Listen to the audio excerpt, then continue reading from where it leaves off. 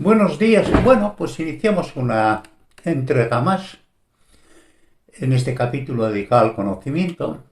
Y aunque me taldéis de pesado, de que repito una vez y la próxima la siguiente conceptos muy parecidos, tengo que recordaros que no soy un especialista de nada. Consecuentemente, soy un curioso del conocimiento en general y me interesan los conocimientos globales y el análisis de las ciencias desde el punto de vista de la filosofía, con el fin de saber dónde estamos, poco más o menos, en los conocimientos de las ciencias fundamentales y cuáles son las proyecciones que podemos esperar o los caminos que pueden ser más deseables de desarrollo, en el supuesto, obviamente, de que se me quiera hacer caso en algún concepto, ¿verdad? Pero bueno, para dar ideas generales por mi preocupación sobre el desarrollo de la humanidad en esta especie de suicidio colectivo que creo que estamos en el que estamos viviendo. Con la esperanza puesta sobre todo en las ciencias objetivas, ¿no?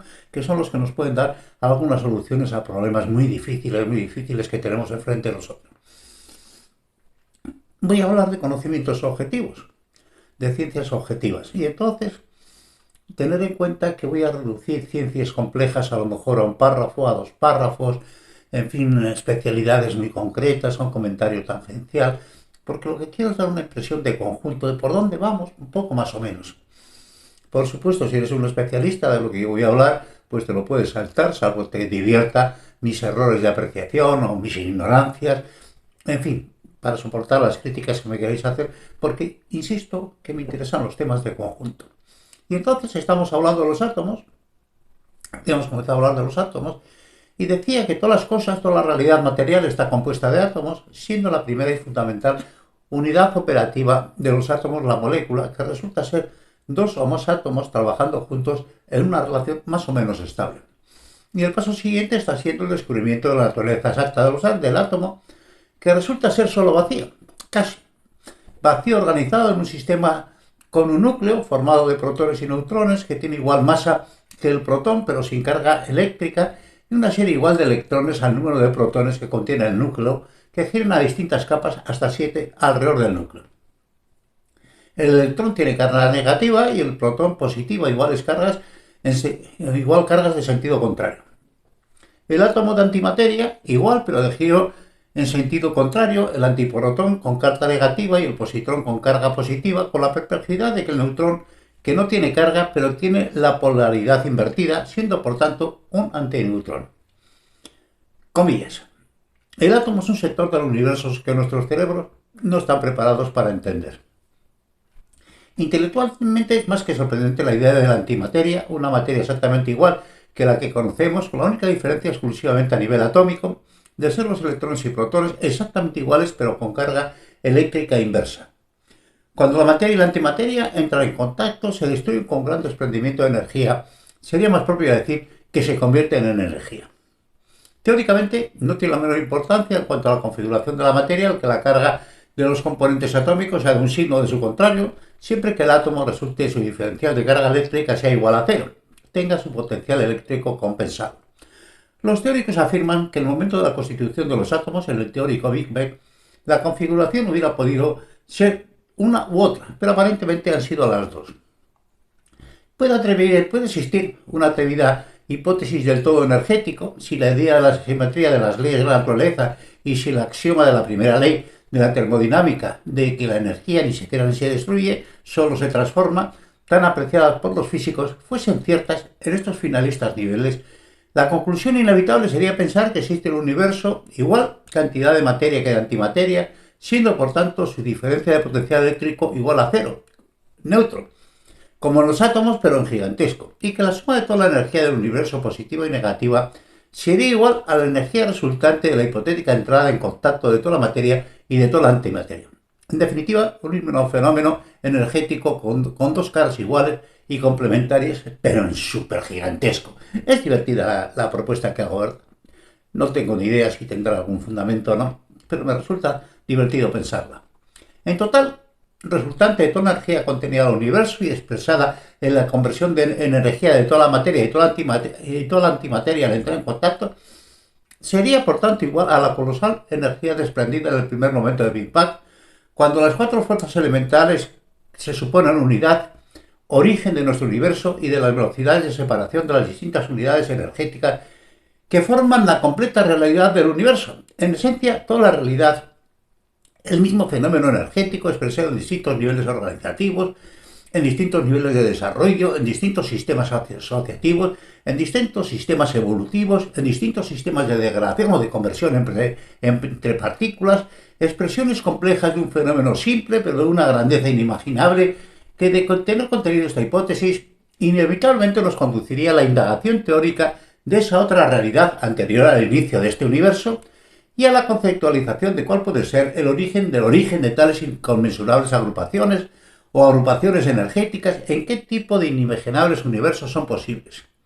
Sueños delirantes, estos son mis sueños delirantes, en el interior del sueño delirante que parece ser en última instancia la realidad toda. Hawking y Lodinov, en un reciente trabajo, teorizan que ningún objeto puede aparecer de la nada, pero que un universo sí. Sí, ningún objeto puede aparecer de la nada, pero un universo sí. Bueno, todos los isótopos tienen que ver con el mayor o menor número de neutrones que intervengan en la composición del núcleo, mientras que el igual número de protones y de electrones van siguiendo de uno en uno la tabla completa, configurando la totalidad de los elementos. Consecuentemente, el mismo elemento puede tener masas distintas, pero como ya anticipó Louis Proust, cada elemento en su sentido ideal es un número entero. La unidad para la masa atómica es la del átomo de carbono C. Todos los elementos iguales tienen sus propiedades químicas iguales. Desde el punto de vista de la química, el átomo es la unidad, más exactamente las propiedades químicas de los átomos se desarrollan en la capa exterior formada por los electrones en su capacidad de intercambiar electrones con otros elementos. Podría tal vez existir otra química si pudiéramos conseguir que esta capacidad natural de intercambio de electrones en las capas externas se produjese forzadamente con las capas interiores del átomo, o con todos los átomos con distintos valores, con lo cual un nuevo universo químico entero de deslumbrantes posibilidades se abriría para nosotros. ¿Os lo imagináis, queridos químicos? Si pudiéramos forzar el intercambio de electrones en las capas interiores de los átomos. Pensadlo. Como en nuestro sistema solar, el núcleo supone el 95% de la masa del átomo y ocupa la 100.000ª parte del diámetro del átomo, igual que nuestro Sol. Por tanto, e igual que en nuestro sistema, la mayor parte del espacio del átomo es vacío, como vacío es interior de la superficie esférica inmensa de nuestro sistema y, en definitiva, casi todo el universo solo es un vacío inmenso. La consoladora y familiar idea de que los electrones giran alrededor del núcleo como los planetas alrededor del Sol, que el orden permanece a velocidades infinitamente distintas, ha dado paso a una explicación un poco más compleja, según la cual el electrón a veces es una partícula, pero una partícula que puede describirse como una onda a veces. En su órbita, el electrón parece estar en todos los lugares a la vez. Podemos saber el camino que sigue un electrón, podemos saber dónde está en un momento dado ese electrón, pero no podemos saber ambas cosas a la vez. Existe solo la probabilidad de que la situación de ese electrón esté en un sitio dado, en un momento dado, lo que se ha venido a definir como la lógica difusa del comportamiento subatómico. Las órbitas de los electrones ocupan la mayor parte del espacio del átomo y virtualmente no representan ninguna masa con un comportamiento más cercano a las ondas que a las partículas y aparentemente son ambas cosas a la vez. Comillas. El comportamiento atómico es tan distinto de la experiencia ordinaria que resulta extraño y misterioso para todos. Cerrar comillas. Y además, debemos a la carga negativa del exterior de los electrones que se repelen a otros átomos, ya que si no existiesen, todos los átomos pasarían a través de los átomos. La totalidad de la materia sería evanescente, toda la realidad material desaparecería. De modo que la materia nunca puede tocar a la materia. La repulsión eléctrica de los electrones supone una barrera infranqueable para que nada pueda entrar en contacto con nada. Siempre existirá un vacío que la separe. Y esto me lleva a una bucólica, en fin, intento de poesía, ¿no? Que dice: dulce pecho de mujer que en mi delirio te creí tocar. ¿Es virtual mi gozo y mi soñar? ¿No hay diferencia entre pensar y acariciar? Pues no debe haber diferencia porque nunca tocamos nada ni nada nos toca. Siendo pues el núcleo la práctica totalidad del átomo, como el Sol, lo es de nuestro sistema, las preguntas importantes son la definición del electrón, la exacta naturaleza y composición del núcleo y la naturaleza de las fuerzas que configuran y dan estabilidad al conjunto atómico. El electrón es la partícula con menos masa que se conoce, capaz de contener una carga eléctrica. En realidad, parece no ocupar otro espacio que un punto simbólico con carga eléctrica. Existen otras partículas sin masa, como el fotón, pero sin carga eléctrica, que en definitiva es el comportamiento como partículas de las ondas electromagnéticas, y se especula con la existencia del gravitón, definición de la partícula de las ondas gravitatorias, partículas sin masa y con mucha menos energía que el fotón, que por el momento se resiste a su detección. Virtualmente detectarlo será prácticamente imposible, y como pasa siempre, imposible solo hasta que se haga, ya que la atracción gravitacional supone solo el 1 partido por 10 a la 39 de la atracción electromagnética, pero que sin embargo curva la luz, sujeta planetas y estrellas y galaxias. Joder, es una fuerza insignificante, pero tiene un potencial absolutamente increíble. La sutileza de los instrumentos capaces de demostrar su existencia y su volumen general escapa a cualquier definición, y los nuevos mundos que propiciarán con su conocimiento también. ¿Os imagináis cuando logremos tal vez utilizar el gravitón o utilizamos otras ondas electromagnéticas? Y finalmente, las ondas gravitatorias han sido detectadas, tal y como predijo Einstein, mediante la observación de dos agujeros negros de unas 30 masas solares en plena danza delirante a la mitad de la velocidad de la luz, preludio de su inevitable colisión, que en este proceso están deformando el espacio-tiempo, haciéndolo vibrar, y esta vibración, miles de veces inferior a un cabello humano, es la que ha sido detectada y evidenciada como ondas gravitacionales. Bueno, pues parece que las hemos hallado. Y poco tiempo después, un fenómeno incluso más significativo, la colisión de dos estrellas de neutrones con unas masas del tipo de nuestro Sol, pero de 10 kilómetros de diámetro, girando 500 veces por segundo hasta su impacto final, abriéndonos la puerta a una nueva era para el conocimiento del universo y sembrando el espacio de muchos núcleos pesados, entre otros el yodo necesario para nuestro tipo de vida, el uranio, el plutonio, base de nuestra energía nuclear, y el oro. Pero lo más significativo es el yodo y lo que esto significa para el conocimiento de la vida en nuestro planeta. El que estos extraordinarios sucesos de colisiones estelares de estrellas de neutrones hayan precedido obligatoriamente para hacer la vida posible en un planeta perdido e insignificante como el nuestro. ¿Os imagináis la maravilla de que realmente esto haya tenido que ocurrir obligatoriamente para que nosotros hoy estemos aquí? Bueno, y volvamos al átomo, ya, porque si fuesen pocas las partículas subatómicas que en realidad componen el átomo, el protón y el neutrón, pues sus correspondientes partículas, signo contrario, que totalizan 4 llamadas bariones, por ser masivas, 2 leptones, el electrón y el positrón, y los fermiones y los bosones, el fotón y el gravitón, determinadas pérdidas injustificadas de energía en la emisión de partículas beta por los núcleos radioactivos, hacían sospechar que el modelo no estaba completo, hasta que Pauli definió una nueva partícula denominada neutrino que equilibraba el conjunto y cuya existencia fue finalmente demostrada por Cowan y Reines en 1956, entrando a formar parte de las familias de los leptones, junto con su antagónico antineutrino y complementando las aparentes 10 partículas elementales de la realidad subatómica. Son palabras y parece que se las lleva el viento, pero estamos hablando de partículas subatómicas, identificadas y contadas y medidas.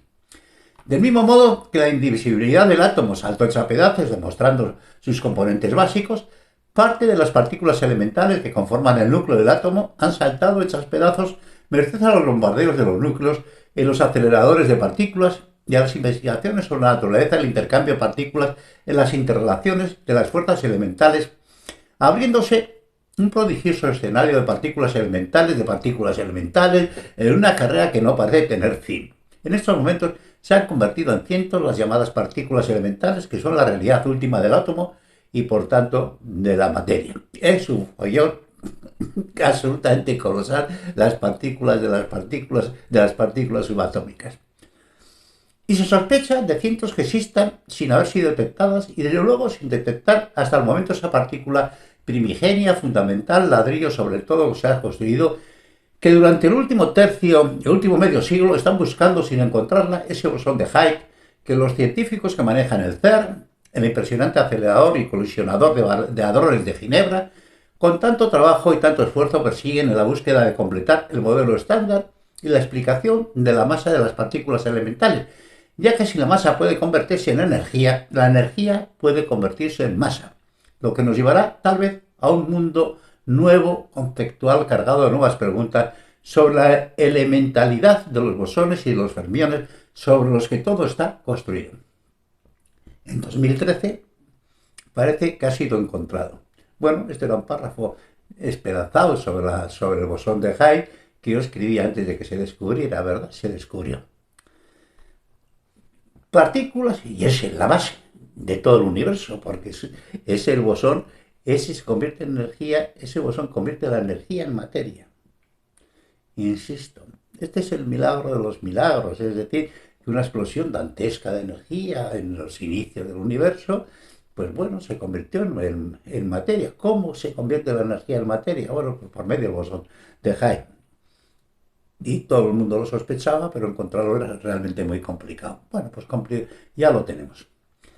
Y bueno, sigamos. Partículas de carga sin masa, partículas de masa sin carga, partículas que son a la vez la partícula y su antipartícula, partículas que se convierten en ondas y ondas que se convierten en partículas, partículas que son una cosa y se convierten en otra, partículas que parecen poder estar en dos lugares a la vez simultáneamente, partículas que parecen saber instantáneamente lo que están haciendo otras, partículas con las que interactúan a distancias incluso planetarias, partículas de vida tan breve como el barión denominado sigma 1 barra 10 menos 20, que es como si no fuera nada, partículas como el neutrino, capaces de atravesar un espesor de plomo de 100 años luz de profundidad y que pueden ser tan numerosos que algunos especulan que forman la mayor parte de la masa del universo, del orden del 99%, joder, y no las podemos tocar. A pesar de que son virtualmente imposibles de detectarlos, bueno, pues supone que puede ser el 99% del universo, y no los podemos detectar. Partículas con campo magnético, partículas cósmicas con innumerables cargas energéticas, algunas hasta las inimaginables cotas superiores a 20.000 millones de BV, recordando que esta unidad equivale a 1.000 millones de electrovoltios, algunas partículas como los electrones, muón y tauón, se les clasifican por sabores, entre comillas, las teorías sobre los quarks y sus colores, también entre comillas, partículas como el taquión con velocidades superiores a la luz e incluso partículas fantasmas cuya probabilidad de existir es negativa. ¿No se imagináis una definición científica que diga esto? Hay partículas que son fantasmas cuya probabilidad de que existan es negativa. Joder, pero por ahí anda pululando. Dios mío. Y la sospecha de otras muchas más, el denominado zoológico de partículas, y que también podría definirse como un increíble y vertiginoso circo de las maravillas. El mundo subatómico se ha convertido en el increíble y vertiginoso circo de las maravillas. Qué maravilla, ¿verdad? Pensar en estos últimos años. Yo tengo en estos momentos cercanos a los 80, pero yo en un momento cuando estudié física decían que el átomo era la partícula indivisible del universo. Obviamente, yo nací en el 42, el proyecto Manhattan estaban a plena velocidad, pero claro, yo vivía en un país bastante atrasadito en aquel tiempo, y bueno, pues la educación está en manos de las órdenes religiosas. Pero ¿qué años los de mi vida? ¿Qué años los de mi vida? Y no quiero imaginar lo de los niños que estén naciendo en estos momentos, cuál va a ser su desarrollo exponencial. Bien, y en este circo de las maravillas, todo ello con sus múltiples y maravillosas interrelaciones entre ellas y las fuerzas elementales, en un alocado, vertiginoso y espléndido escenario de un circo con muchísimas pistas en muchísimos niveles, para la que no tenemos una explicación final coherente por el momento. Vemos los fuegos artificiales, pero no sabemos cómo se producen. Insignificantes cantidades, virtualmente abstracciones simbólicas de masa, tiempo, energía, gravitación, electromagnetismo divididas por infinito y su coeficiente vuelta a dividir otra vez por infinito. Incluso el electrón, esa partícula teóricamente indivisible, se puede descomponer en cuasipartículas como el fermión de Majorana, que es su propia antipartícula, y así hasta la naturaleza última de esta disparatada cosa que resulta ser la materia, el primer tejido donde se asienta la realidad y que en última instancia parece ser del mismo tejido con que se confeccionan los sueños. Después de toda esta locura que os estoy contando, ¿esto os parece una realidad o os parece un sueño delirante? Yo tengo muchas dudas con respecto a que esto pueda ser la realidad, pero no esta realidad vivo, ¿verdad? La realidad, en última instancia, parece configurarse, comillas, como una regresión infinita hacia el interior, universos dentro de universos con lógicas distintas, interminablemente, y un único modelo hacia el exterior. ¡Qué maravilla! De terminación, ¿verdad? La realidad, en última instancia, parece configurarse, comillas, como una regresión infinita hacia el interior, universos dentro de universos con lógicas distintas, interminablemente, y un único modelo hacia el exterior. Y el único modelo hacia el exterior es en el que estamos viviendo. Es la apreciación de la realidad que tenemos. Pero lo que soporta esta realidad, joder, qué lío. Este confuso y esplendoroso mundo subatómico se desarrolla en unos planos de la real y realidad contrarios a la lógica lineal que conforma en general la formal explicación que del universo nos da la física. Newton, Maxwell y Einstein nos explican la realidad observable y las leyes que la regulan, pero la física cuántica nos dice que esa realidad no existe, a pesar de que en esa realidad vivimos. Pero no existe. La física cuántica pertenece a otro orden de realidad donde las imposibilidades son posibles. La ciencia de los imposibles la denomina, donde el teletransporte puede ser posible, donde los ordenadores pueden ser de tamaño atómico, donde la información puede viajar sin redes físicas de soporte, donde las más locas y contrarias a la razón posibilidades son a la vez ciertas e inciertas. Nadie comprende muy bien, pero, comillas, Epus si mueve, y sin embargo se mueve, que dijo Galileo. En contra de la conocida frase de Einstein, Dios no juega a los dados, parece que los niveles subatómicos sí lo hace y que la indeterminación es la regla del juego, al menos hasta que comprendamos su lógica. No la comprendemos por el momento, no la comprendemos. La gran cuestión sin resolver y muy difícil de resolución es cómo integrar coherentemente a Newton a la teoría de la relatividad, la gravitación y la física y la mecánica cuántica, tan distintas y tan distintas realidades, en una teoría de gravitación cuántica, ver si somos capaces de explicar desde la física cuántica las leyes de la física clásica, que por el momento parece imposible. Parece imposible que desde la física cuántica podamos explicar la realidad de la física clásica. Hoy parece que toda la realidad que conocemos en la física clásica supone ser solo un barco que navega en un océano inmenso de física cuántica de la que sabemos casi nada. Casi nada.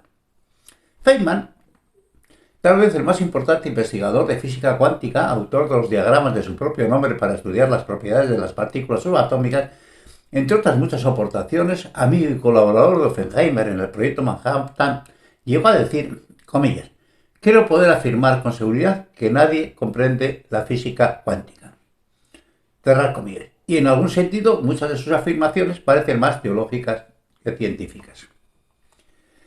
Más las locas, lo paro aquí, continuamos porque esto es el cuento interminable. Un cordial saludo, un abrazo para todos.